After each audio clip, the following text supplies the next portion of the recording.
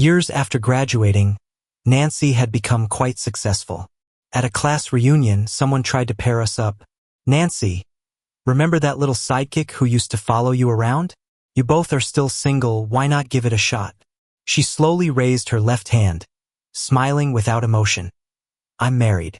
Everyone was shocked. I just looked down, saying nothing. I couldn't figure out why Nancy still wore that ring. We'd been divorced for 3 years. Midway through the reunion, the class president burst in excitedly. "Guess who's here?" Following everyone's gaze, I stopped breathing for a moment. 3 years had passed, and Nancy seemed even more mature. When she greeted us, there was a subtle charm in her eyes, and she had an aura that spoke of experience. I had heard she was recently recognized as the city's outstanding young entrepreneur and already worth millions. While everyone mingled, I kept my head down, texting. But I noticed Nancy had sat diagonally across from me. Her gaze swept past without lingering. I did notice the bright white snowflakes on her shoulder, contrasting against her black coat. Guess it was snowing outside. My phone kept buzzing. The friend next to me joked, "Tom, is that your girlfriend? Checking up on you like this?" She had a loud voice back in school, so I instinctively looked her way. Nancy kept chatting with others, calm and indifferent. I chuckled and shook my head. "No, it's my mom. She's pushing me to go on a blind date next week." Everyone there was in their late 20s. Some were settled, but many were like me, dealing with parents pushing for marriage. A few guys began to vent. "My mom's so insistent about me getting married. It's like she's arranging a livestock match. As long as the gender's right and they look healthy, nothing else matters. Tom, you better keep your eyes open. Most good women are already taken even before entering the market." Suddenly, a chubby guy stood up and pounded the table. "Nancy, remember that little sidekick who used to follow you around?" He slurred, obviously drunk. Nancy didn't respond. Thinking she forgot, he continued. "The one who wrote you dozens of love letters and confessed to you at the graduation ceremony. Tom."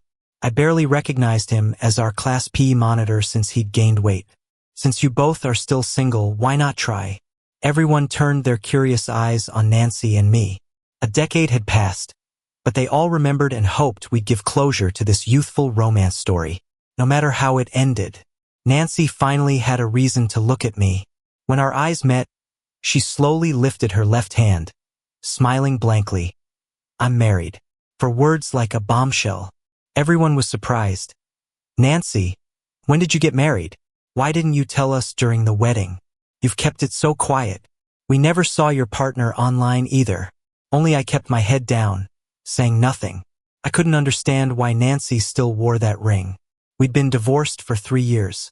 Thinking back, it seemed inevitable that Nancy and I would end up divorced. No proposal, no wedding, not even a wedding photo. The year we graduated college, her mother had cancer. I took a 10-pound fruit basket to the hospital again to visit her mom. As I was leaving, she suddenly grabbed my hand outside the room. "Tom, let's get married." Out of the blue, like winning the lottery. Worried she'd back out, I quickly agreed. The day we registered our marriage was an ordinary weekend. The civil office wasn't crowded. The staff took our photo. "Okay." The bride leans closer to the groom. "Look at the groom and smile a bit more. Nice." The red backdrop photo became our first photo together. After the vows, I skipped the boyfriend step and became Nancy's husband directly. At that time, Nancy was just starting her business.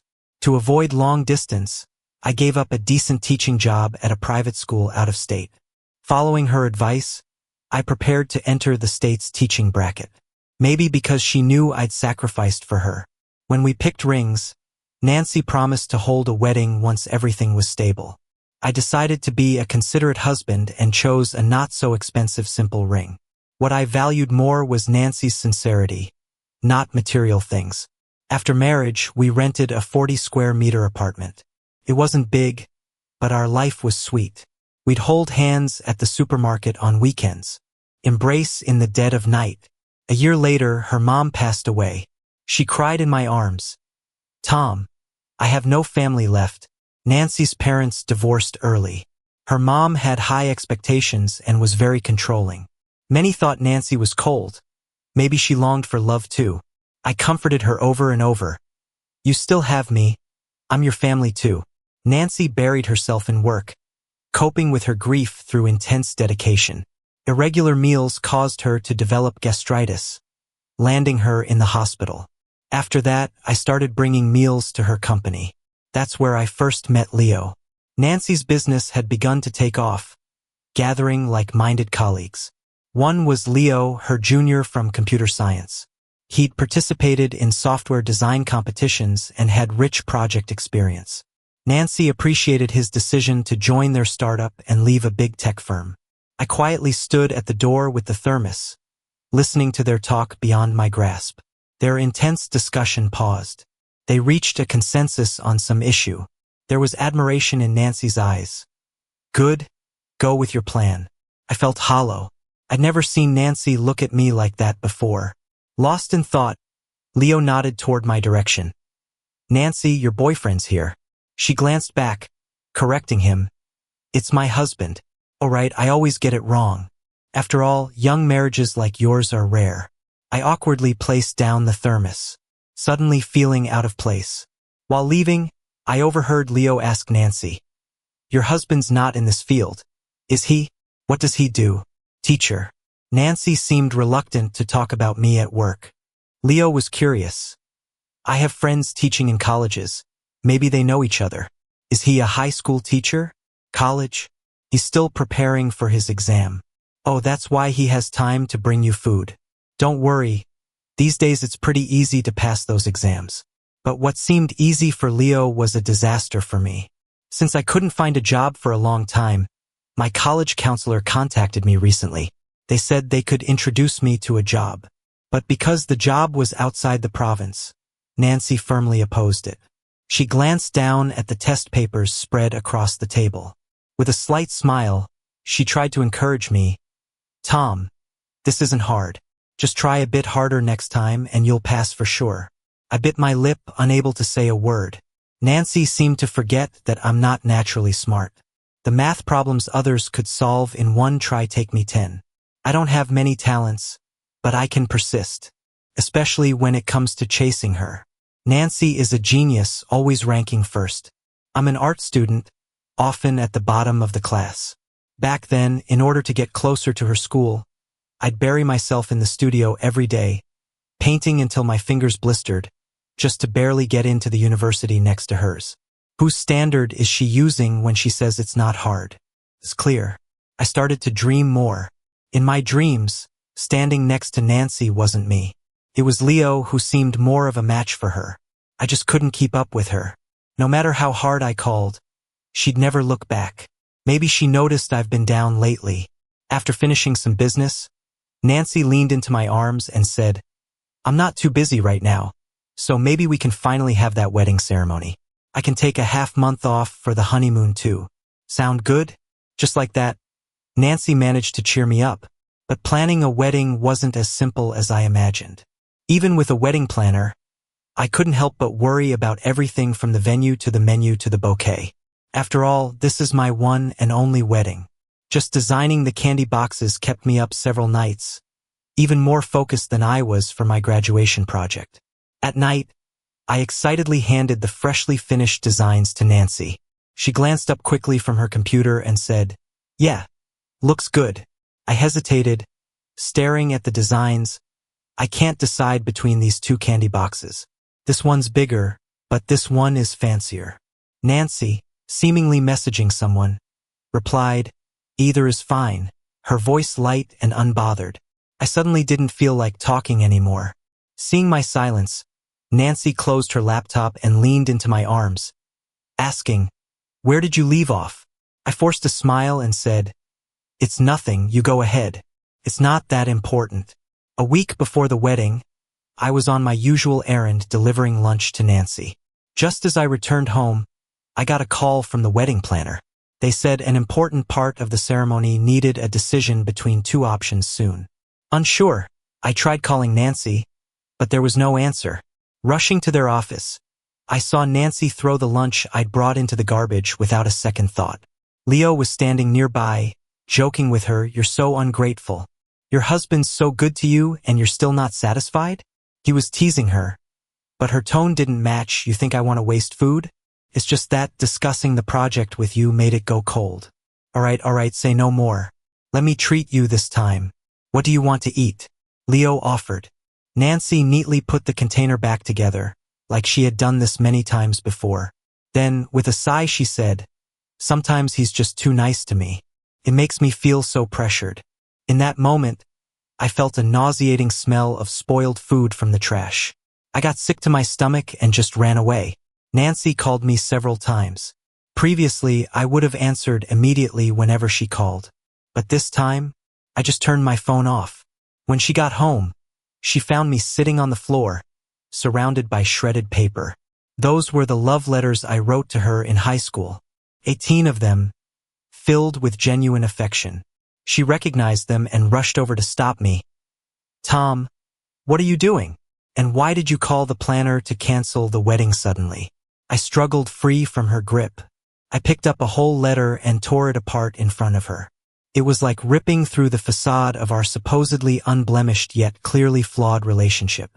Looking at her, I said, "Maybe to you I'm like a little kitten. You play with me when you want and ignore me when you don't. You don't care to understand me, you're not curious about what I'm thinking.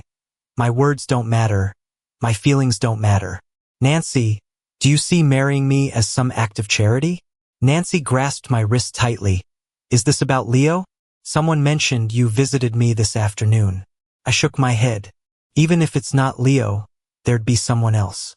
She didn't believe it and tried to explain, "I've told you we're just colleagues. We never hang out alone. You can check my phone if you want, read my messages, anything." But as I continued shaking my head, she finally got frustrated. "Tom, you're really going to make a fuss over something so trivial?" I suddenly became calm. "You see, Nancy, even now you think I'm the one being unreasonable. Sometimes I wonder if we're not meant for each other, if I'm just forcing things. I can't understand the algorithms and technical terms you use, and you have zero interest in my comics or movies. You hate it when I touch your stuff. You don't like sharing your work or life with me. But if I chat too much with one of your female colleagues, you'd give me the cold shoulder all night. But Nancy, I have feelings too. I get sad and I get hurt. Even so, I'm doing everything I can for you, because you said I'm your only family in this world. But after I've taken those 99 steps towards you, you won't even take one toward me. Worse, you're backing away." Tears welled up, and I couldn't stop them anymore. "Nancy, I'm so tired. I've chased after Nancy with all my heart for years. It was her who reached out to me. She said she wanted to spend her life with me. I believed her and gave my heart entirely. But my selfless love felt lost, like it vanished into thin air with no return. I grew confused, insecure. I became jealous, ugly. I've lost who I used to be. I don't know what's left in this marriage that still has meaning." Under Nancy's gaze, I slowly took off my wedding ring. I forced myself to say the words with all my strength. "Nancy, let's get a divorce." Her eyes turned red, and her voice trembled a bit. "Are you sure?" What a proud person Nancy is. Of course, she wouldn't bow down to me or try to keep me. I knew. I watched her gaze slowly grow cold. "Fine, you said it. Tom, since you want a divorce, don't regret it." The class reunion had reached its later stages when a snowstorm suddenly hit.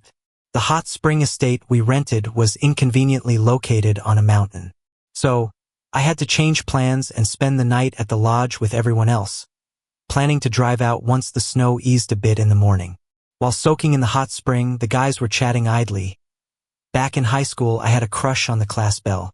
Now I can only say time is brutal. Yeah, who would have thought the wildest girl in our class turned into such a responsible mom? And well, Nancy hasn't changed much from before and after marriage. Speaking of Nancy, she wasn't even on our guest list. I asked the class president, and she said Nancy dropped a project kickoff just to come. That's odd. Nancy was always a loner in high school. She wasn't known to be close enough with anyone to show up for a class reunion. I was drawn to dialing that old familiar number. Over the past 3 years, Nancy sent me 3 texts. The first was in the month following our divorce. "You've left some clothes in my closet. Want to pick them up this weekend?" The second was during a holiday in the following year after our divorce. I brought some things to visit your parents. I'm downstairs at your place. The third was simply Tom. She probably regretted it right after she hit send. Whatever else she wanted to say remains unknown. I never responded to any of them. When that steel stamp marked our divorce papers, I had decided to cut off all feelings for her completely. If it wasn't for this reunion, Nancy and I probably would have stayed strangers forever. After the hot springs, I said my goodbyes to everyone in the lobby. They had other plans and I was ready to head to bed. From afar, I saw Nancy standing in the hallway with crossed arms as if waiting for someone. I walked past her, not looking. She called out, "Tom." I ignored her and lowered my head to unlock the door with my keycard. The door handle was pressed down by someone. Nancy's voice finally showed emotion. "Tom, what's this about you dating someone new?" I'm getting more puzzled by Nancy. We've been divorced for 3 years. What right does she have to interfere in my personal life? At this time, the Night Owl classmates planned to play board games in the recreation room all night. I didn't want anyone to see us, but Nancy tightened her grip, dragging me out. "Tom, let's talk," she insisted. A nameless anger rose within me. I snapped back, "There's nothing to talk about. It's just as you heard. I'm not getting any younger, what's wrong with dating?" She didn't stop. "I don't allow it." I laughed and reminded her. "Nancy, have you forgotten? We're divorced." Something I said must have struck a nerve. She replied bitterly, "I know, of course I know. We've known each other for so many years. Don't I have the right to ask about it?" I finally shook her off. Before I could respond, someone interrupted. "Tom, Nancy still up?" "Great, the class president is still chatting with his wife. We're short on players. Want to join?" I didn't want Nancy to keep bothering me, so I agreed quickly. But she followed like a shadow. During a game of truth or dare, a male classmate who I wasn't very close to got a chance to ask a question, and I was the target. He didn't make it difficult, just a routine truth question about where I work. After I answered, everyone was surprised. "So, Tom, you started as an art teacher in a training center, then got poached by a student's parent to be a children's book illustrator, right? That's basically changing careers. Impressive. I hate my job, but I don't have the guts to start over like you." Someone who used to like Nancy chimed in sarcastically, "What's so impressive about that? Being so close with another woman in the middle of the night is what's impressive." I couldn't do it. Nancy and I came in together. With how that guy phrased it, it was hard for people not to get the wrong idea. I looked at Nancy, waiting for her to clear things up, but all I got from her was silence. Maybe she was still mad, and this was her way to get back at me. Or maybe it was because she found the thought of being married to me so embarrassing. Back then, she didn't even introduce me to her friends or bring me into her circle. I don't doubt that if I hadn't called her honey in front of her colleagues, she never would have publicly acknowledged our relationship. Eventually, the class president changed the mood. When playing Never Have I Ever, the atmosphere got lively again as people shared to avoid drinking. My best friend shared a love tape with my ex and me. "None of you had that, did you? Drink up. That's nothing." At my most love-struck, I even paid for my ex's hotel room with his girlfriend. A muscular athlete quietly added, "I've been with the same sex." Finally, a reserved classmate turned it around with, "I have a daughter." Someone said, "Nancy didn't drink. No cheating now." Could have gone unnoticed, but Nancy announced without skipping a beat, "I didn't cheat." The room went silent. My glass slipped from my hand, shattering on the floor. She achieved her goal. That game ended when Nancy dragged me off. Everyone quickly pieced together the truth. Nancy and I were married, divorced, and she had a daughter after our divorce. People started texting me. "So Nancy came for you today, huh? Are you guys the real-life second-chance romance? Tom, you better cherish her. You'd be hard-pressed to find someone like Nancy. I trust my best friend. She did all this for you. Just forgive her already." Apparently, they didn't just message me. Nancy waved her phone at me and said, "Looks like everyone's rooting for us to get back together." I put my phone screen face down. "Well, they're going to be disappointed." She smoothly poured me a glass of water, smirking, "Tom, stop lying to yourself. Nancy shared the truth about our years apart. Not even a month after our divorce, she found out she was pregnant. The doctor said if she terminated the pregnancy, conceiving again might be tough. After much thought, she decided to keep it. She hoped this child could reconnect us. She named our daughter Lemma. Nina's only 3, but she's already doing math up to 100, thanks to Nancy's genes. My face darkened. So, you just used me as a free sperm donor? She nodded, accepting the claim. I jumped up. All right, good. Nancy, you're something else. That's the last thing I said to her at our class reunion. I'll admit, I said it to rile her up a bit. I figured after that, she'd leave me alone. But a week later, there she was outside my building. Nancy glanced at the grocery basket I was carrying, with a hint of a laugh in her voice. Weren't you supposed to go on a blind date? Why didn't you go? When I ignored her, she added, I came to visit your folks and brought Nina along. She looked up. Your cousin's here already? I live on the 3rd floor and followed her gaze. A young girl stood next to a cute little kid, probably Nina. Nancy looked in the same direction, smiling tenderly. In the past, during New Year's visits, Nancy had met my cousin. Maybe she didn't remember and got it wrong this time. I corrected her seriously. Not my cousin. That's my girlfriend. Nancy's face twisted for a second before she laughed it off. Tom, that's a lousy excuse. You say you're going on a blind date, yet have a girlfriend. You think I'd buy that? Having a girlfriend is true. So is being pushed for blind dates. But I didn't bother explaining. Believe what you want. I turned to leave, but she grabbed my arm, stopping me. Neighbors passing by kept glancing our way. I had no choice but to agree to bring her upstairs. My parents were cooking, and it was Melody who opened the door. She wore a white knitted sweater, giving off youthful vibes. Seeing Nancy behind me, her smile got wider. You're back? Then she leaned in and kissed me like no one else was there. Nancy's face turned sour. Melody did that on purpose, for sure. She played the part of the girlfriend, pouring Nancy tea. I know you. Meanwhile, Nina wasn't shy at all, playing with toys in the living room. Nancy tried to reclaim herself. Nina, come to Mom. Let me introduce you. This is Dad. But Nina just cried louder, stubbornly pushing Nancy away, like she hated the reality she was being forced to face. Even though Nina wasn't that forceful, Nancy deflated, sitting on the floor. Maybe Nina couldn't accept her dad suddenly showing up. Before things got more awkward, I told Nancy, I saw my daughter and gave you what you asked for. Maybe you should go. She hushed Nina, keeping her voice low. Tom, you're just dying to kick me out, so you can be all lovey-dovey with your girlfriend, right? At that point, my mom came out. Nancy, why don't you and the kids stay for lunch? Nancy readily agreed. When she went to the bathroom, my mom pulled me aside. Just like I thought, she wanted me to reconcile with Nancy. Tom, you're still young. Listen to your mom. Marriage needs compromise and understanding. Don't be stubborn. And Nancy has your child. She's such a sweet little girl. Think about it for her sake. And isn't Melody going abroad after vacation? Are you going to do a long-distance thing? You think with your age difference, plus your daughter with your ex-wife, you and she have a future?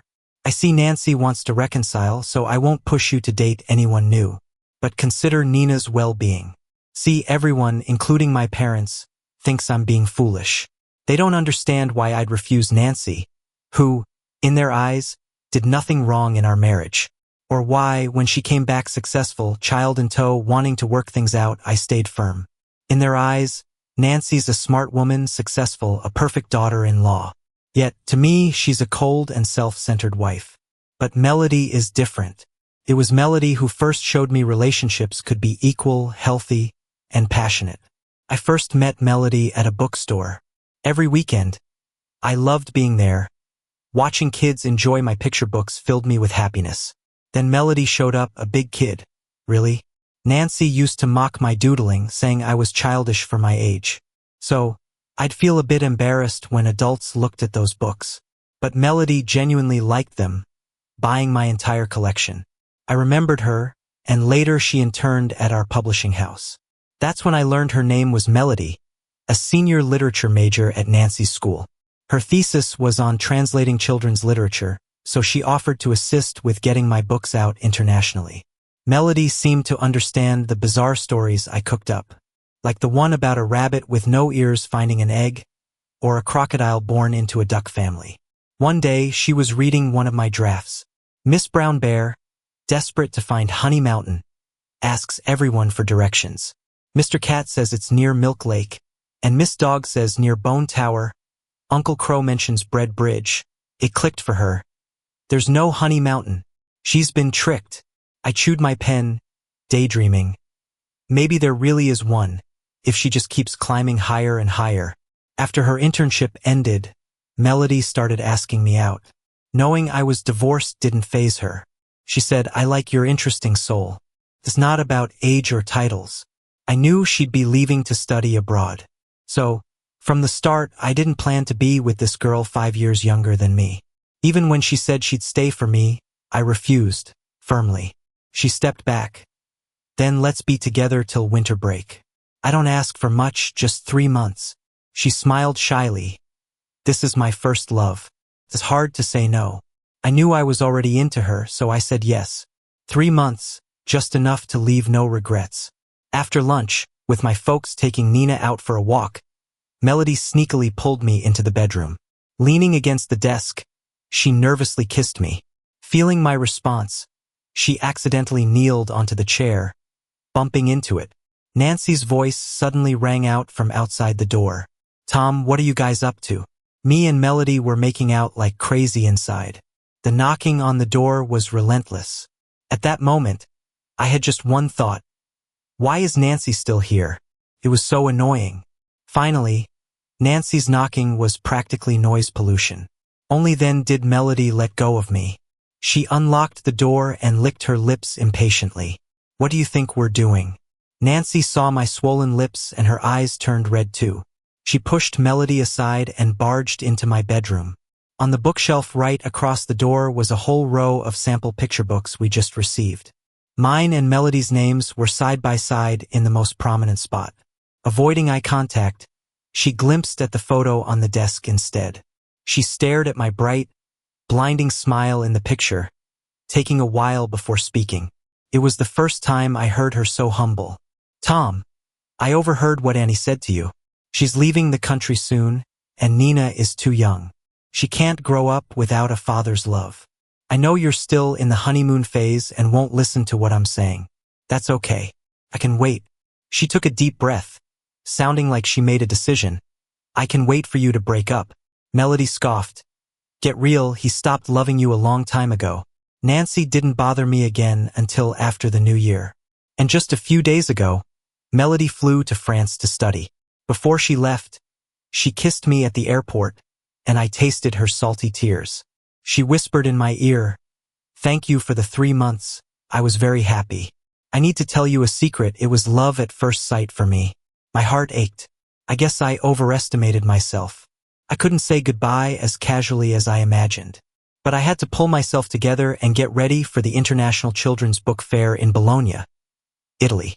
Out of nowhere, Nancy started calling me nonstop. By the 10th call, I couldn't help but pick up and yell, "Nancy, what the hell is wrong with you?